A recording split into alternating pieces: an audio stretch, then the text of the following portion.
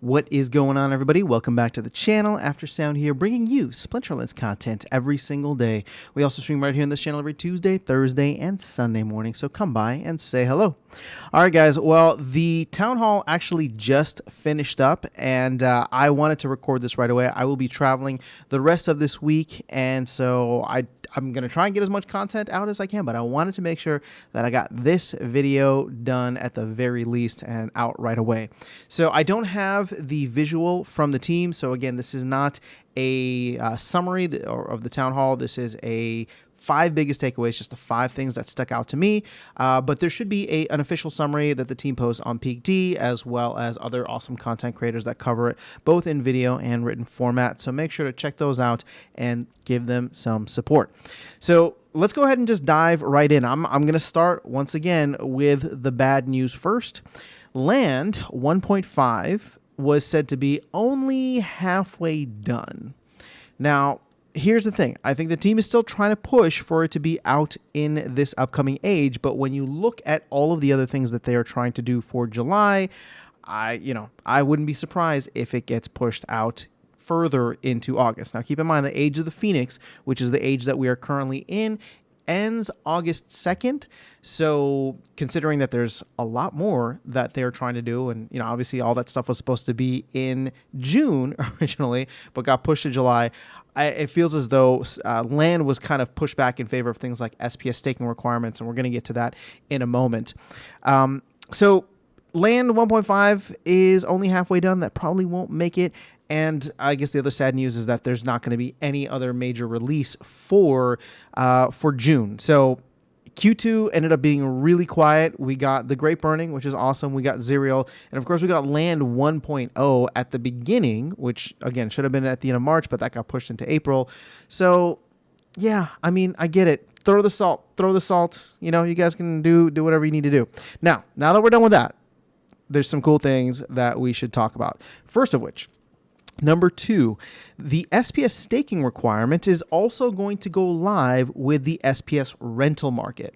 Now, this is something that I think obviously everybody wants and needs, and I'll be honest, I thought they were going to go live together anyways. So when I heard this, I was just like, shouldn't that be the case? But either way, I think it's fantastic that we're going to get both of those live. I know that Xbot, for example, was already trying to work on some kind of third-party SPS rental market. So the fact that it's going to be built in live in-game, the team prioritizes making sure that you'll be able to rent as much SPS as you need.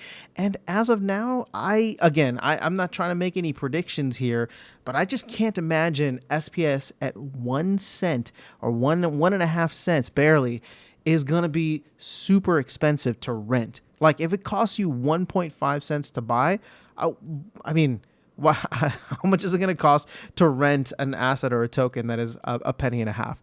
So I'm glad that that's going live. I think for all the people who are worried about losing out on their rewards or not maximizing their rewards, the fact that SPS rental markets are going to be there should do some great things for SPS. Now, hopefully that pushes the price of SPS up or incentivizes people to not necessarily sell whatever they're selling right now. We just don't know how that's going to all play out. Now, the good news about this is that, unfortunately, it's not going to make it in June, but it is looking like an early July release. But keep in mind, the beginning of July, that first Tuesday of July, which would be a release date, is actually the 4th of July, which is a holiday here in the U.S. I cannot imagine that they are going to release anything on that day. Now, so we had the 13th was like a bigger release. The 27th should have been a bigger release. Again, if they're doing like big release every 2 weeks and then on the off weeks, they have smaller releases. So the 4th would have been a small release, right? 27th should have been a big release, but I don't think, I actually don't know what we're getting then. We may get something, but as of now, it doesn't sound, at least from the Town Hall today, that like we're going to get anything major on the week that's supposed to be a big release. So the 4th would have been a small release anyway. They might just skip it. So the earliest I could see this actually happening in July would be the 11th. So again, this is not an official date. They have not said the 11th. I'm just looking at the number of Tuesdays that aren't holidays in July. And if they're saying that it's supposed to be an early July release, the 11th is what stands out to me. So that's kind of the placeholder date that I will put for that, both for the SPS staking requirements as well as the SPS rental market. So hopefully that should be good. Number 3, Tower Defense. Here's more good news. Tower Defense is in internal playtesting, and they are still shooting for a July release. Now, this July release is not going to have any rewards similar to what they want to do with GLG. It's not necessarily a beta, but the game will be live. People can play it, and you will be able to, I'm assuming, combine cards, level up, do all the things that you want to do in the game. There just won't be any rewards, as they want to make sure nothing is broken before they start involving any kind of monetary or financial incentive.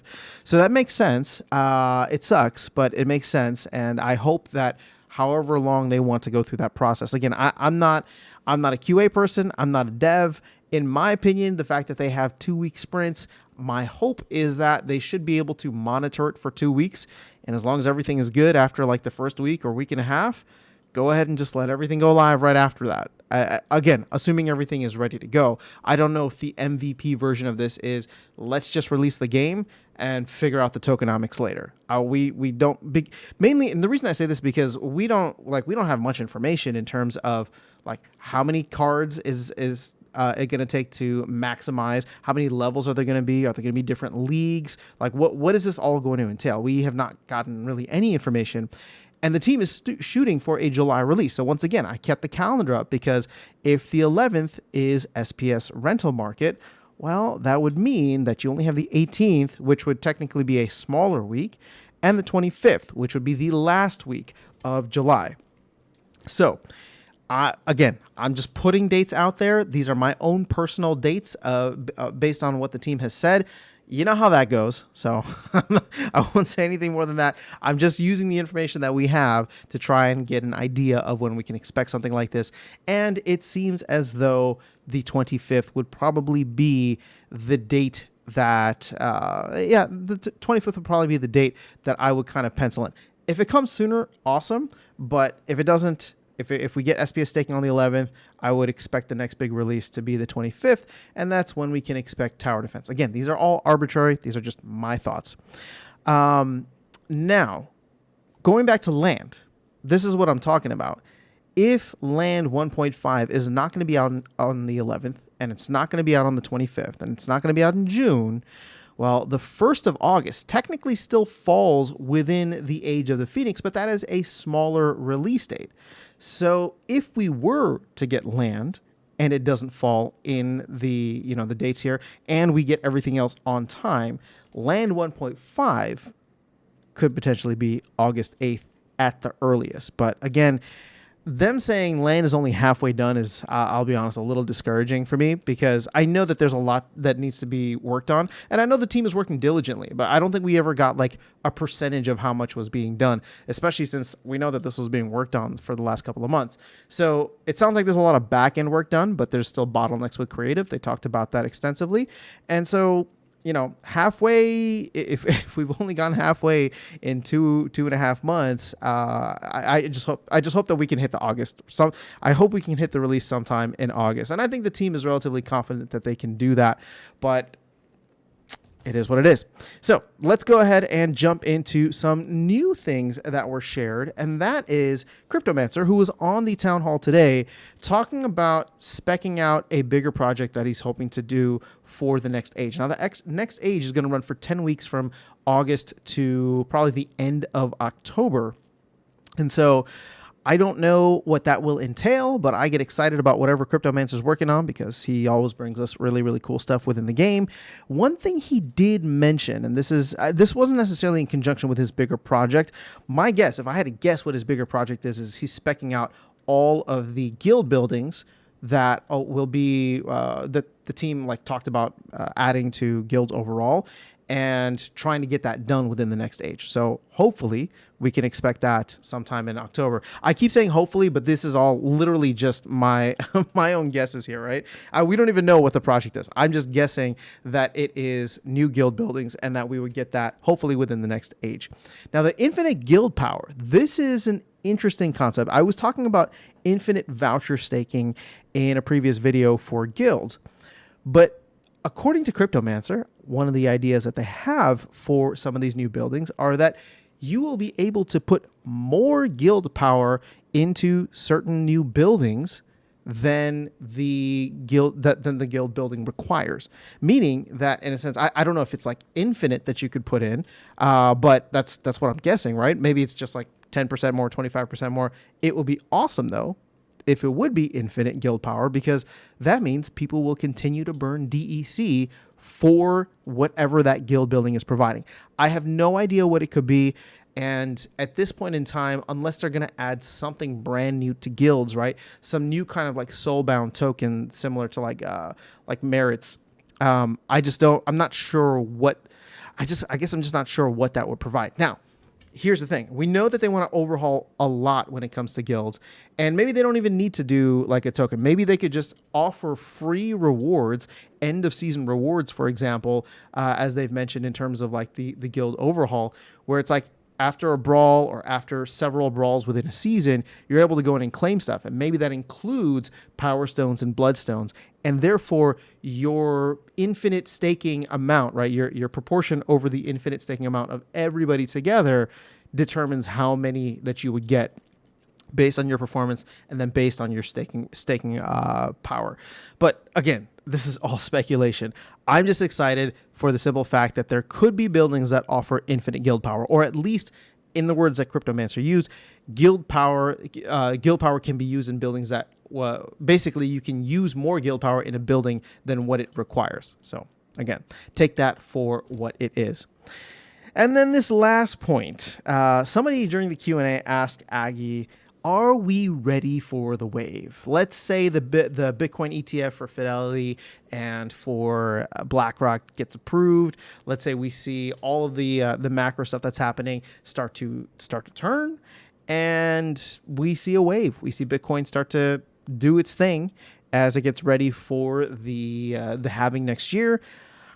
What are the 3 things that Aggie said needed to be done? So here is his list. Burn SPS for DEC, which is completed already. That was actually implemented last year, right after the airdrop ended. Number 2, stake SPS requirements, SPS staking requirements. That is coming, hopefully as early as early July, and then land 1.5. So, and that could be coming in sometime in August. Now, this is what Aggie was kind of given out as his thought process. If I had to give 3, I don't know that I would like.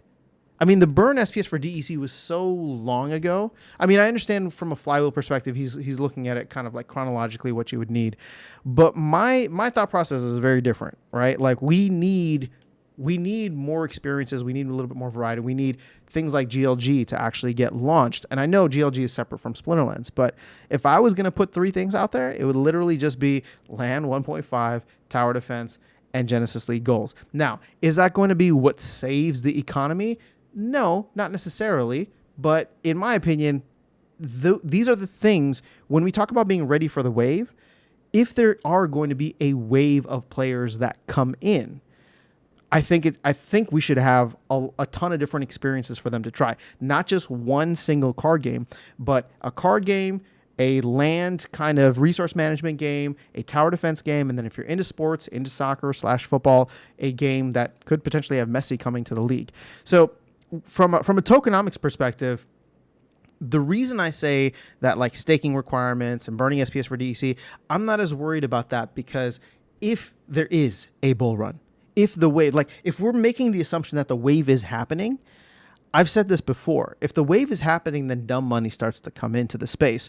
And that, dumb money dumb money is dumb money, right? Like it's going to do what it's going to do. And it's going to start throwing money at everything. And this is why I maintain, Splinterlands is going to be kind of stuck, or SPS is going to be kind of stuck until we get into a broader macro market, because right now nobody wants to buy it. And in the opposite, right? In the opposite of a bear market where people want to sell it and nobody wants to buy it, a bull market will be people buying it without realizing what it even does. But they just see it, they want to speculate it, and they just come in and buy it.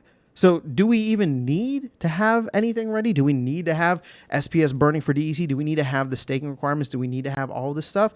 Not necessarily, because people might just come in and buy the token. Like, that's how dumb money works when we get to a bull run. Now, are we going to get there? Is it going to be as massive of a bull run? I have no idea. I'm not trying to make that prediction, but I'm just saying that the premise of the question was that we were assuming the wave was coming in. So if the wave is coming in, I'm going to assume that dumb money's coming in too.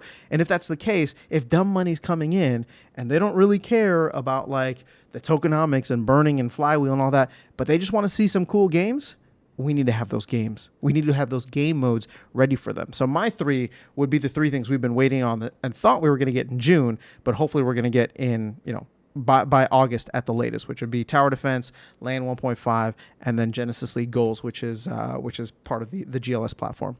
So that is the top 5 things, or my 5 biggest takeaways. There are a couple of bonus items here. The team is adding in card info, or info to the cards that will include like the mint date, the last sale, like how much it was sold for, the token that it was sold for. I think this is really cool. They're only doing it for tokens or for cards that are minted now, but I think they're planning to go back and do it at a later date. I just like the idea that each card will have some kind of uniqueness to it outside of just the unique identifier. So again, they're adding this stuff in, but I really think if you want to make it so that one Gargoyle Scrapper can be different from another Gargoyle Scrapper, it would be cool not just to have the mint date and last sale date and all that, but who owned it? How many battles has it won? How many games has it been a part of? How many brawls has it been a part of? Who minted it, for example, right? I think there could be some really cool things there where it's just like, well, for example, Aggie opened this card in a pack, and I don't think Aggie necessarily sells his card, but maybe he gave it away or he delegated it or whatever the case is. And so it's just like, you can have that card and be like, oh, I have like the one of one that is like Aggie's card or Darkest Night's card or whatever the case is. So obviously, these are just baby steps, but I really, really like the fact that they're adding card info in. And then the end of anniversary, that is coming up within the next 10 days. I believe we're coming up to the end of the Great Burning.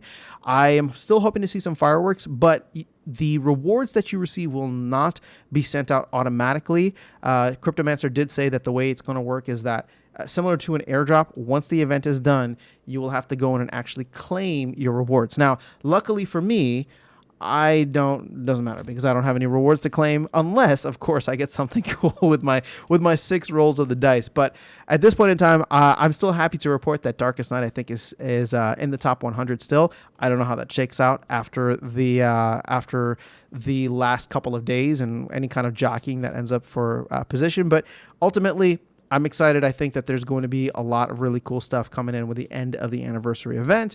And that should lead us into July, where hopefully we'll get the SPS markets, our SPS rental markets, along with SPS staking.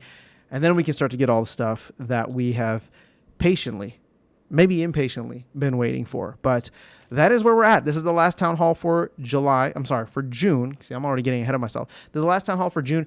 There is the first of its kind player town square that they are doing next Monday in lieu of the weeks that they do not do the town halls. So I will plan to attend that. I will see if there's any information worth taking away from that. If there is, I can do similar videos like this, but the way that they're making it sound is it's going to be a lot of players talking to other players, which I don't know. I feel like we do enough of that in Discord. If we're going to do that in voice chat, it could get ugly real fast, right? Like, may not want to attend, but I'm excited for it anyway. I'm not sorry. I am actually genuinely excited for it. I want to see what kind of vibe and environment there is, because people tend to be salty when they're hiding behind a keyboard.